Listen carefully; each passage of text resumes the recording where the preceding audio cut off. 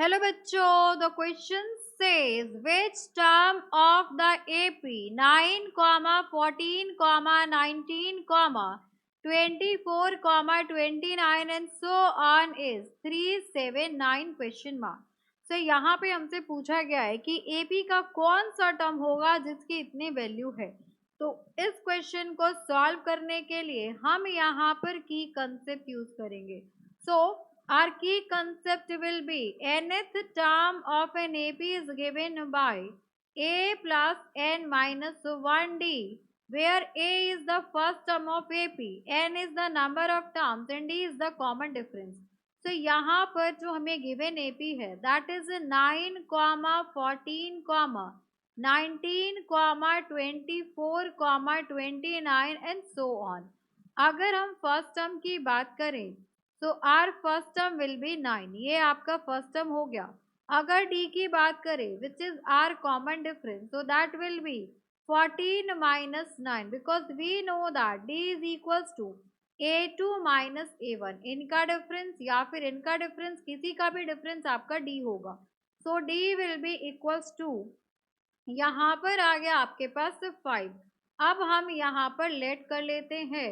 So let the nth term of an AP is, जो आपकी nth term है AP की उसकी वैल्यू है 379।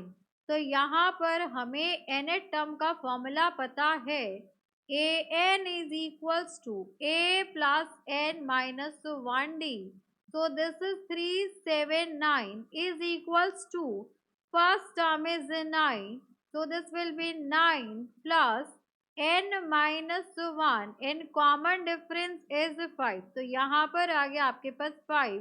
Now 379 minus 9 is equals to n minus 1 5. So this will be 370 n minus 1, ये 5 से आके ये डिवाइड हो जाएगा।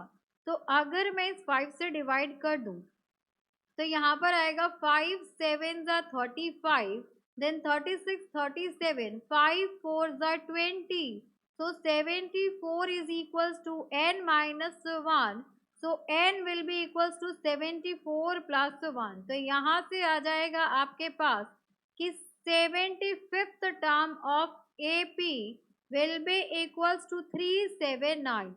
So for this question our answer will be n is equals to 75th term. So this is the final answer. Hope you understood it very well. Thank you so much. Best of luck.